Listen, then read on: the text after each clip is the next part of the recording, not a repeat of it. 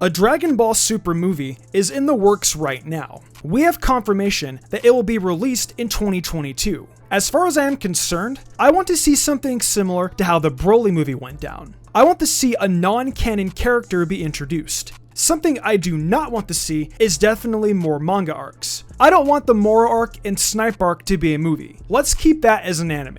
There are a few characters that I would love to be made canon though, and I think all of them would make a lot of sense with where we are in the story. The last concepts, I believe, are what a lot of people want to see. But with that said, let's just dive in.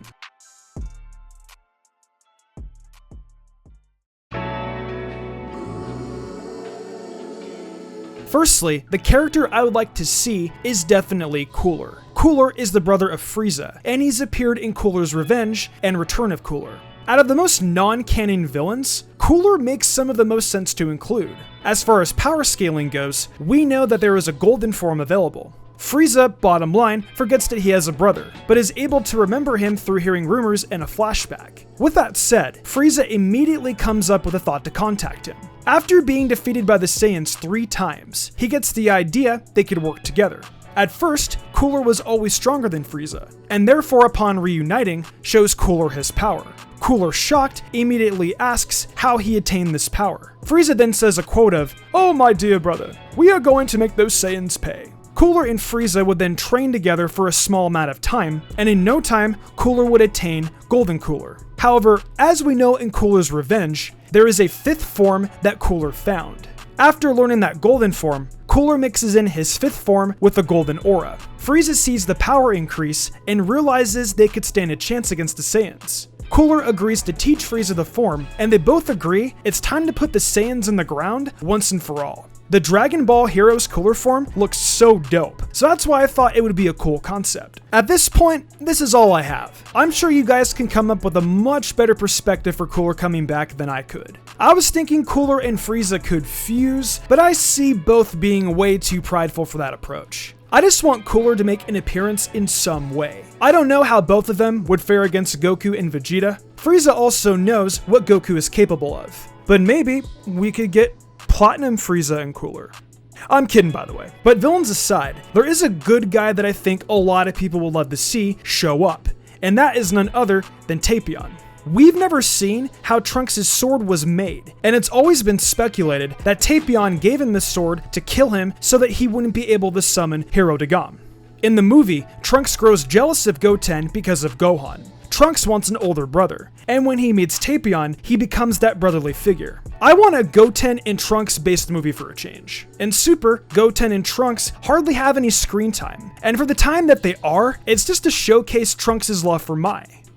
We never really find out a lot of Trunks' backstory on how he got his sword, and I think now would finally be that time. Of course, Goku and Vegeta have to be strong points of the movie, because the movie has to sell. Tapion and the Saiyans could work together to stop some universal threat, and that's pretty much all I got for that perspective. The last perspective is something I think a lot of fans have been wanting for quite a long time. There are a few masterpieces of fan manga in regards to Beerus' past before he became a god of destruction. I want to see a proper depiction of how Beerus came to be who he is, the past gods of destruction, how he met Whis, and everything. I want to see the entire story of Beerus' life. I want to know his planet and where he came from, him and Champa growing up, how he was selected as a god of destruction, anything. Another perspective they could take with the gods of destruction is showing a tournament of all of them fighting each other in the past, or just specific rivalries. Essentially, it would be a history of the universes for Dragon Ball. It shows there were other events outside of Universe 7 going on many eons ago. With the new addition of Broly being added to the Universe 7 Saiyans, you can't tell me that adding more Universe 7 Saiyans wouldn't be a bad thing. And to top it all off, they are descendants of Yomoshi, the original Super Saiyan god. These two Saiyans are Shallot and Giblet. Shallot and Giblet are both from the Dragon Ball Gacha game Dragon Ball Legends. Essentially, they are both descendants from the Super Saiyan god. This was the god Beerus heard about to be his potential rival. Giblet wants to kill all the Saiyans because he deems them not clean. Shallot is of the opposite end. I think that's how it goes. Having Shallot and Giblet as characters, though, would be an excellent movie. There is so much potential that can be done with this approach. When you think about it, the original Super Saiyan God has been referenced a few times, and it would be a neat little touch to know more about his story and how he came to be. That would definitely be another approach I would love to see. Anything with Saiyans 2 will sell.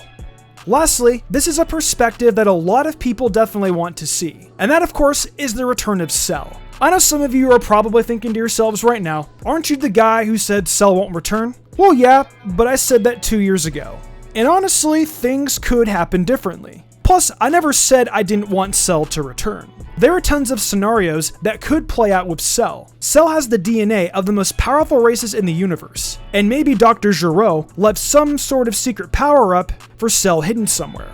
Maybe there could be a majorly perfect Cell. Kidding again, by the way. Cell could become the ultimate android, and could get some huge power increase. Perhaps he could even learn how to tap into God Ki.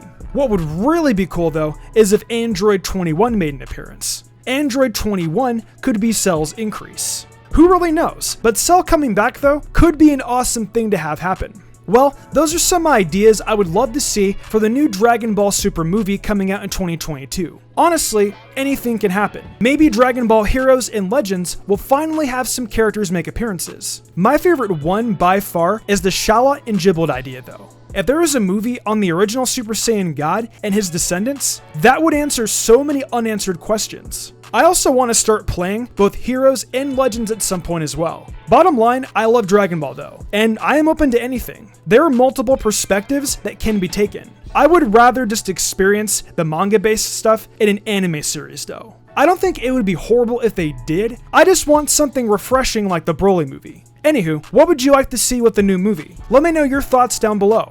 Also, one more thing. Let me know in the future if you guys want me to rank the Dragon Ball movies. That's an idea I have had in my head for a while. Also be sure to let me know what Dragon Ball movie is your favorite. I don't think you'd be able to guess mine.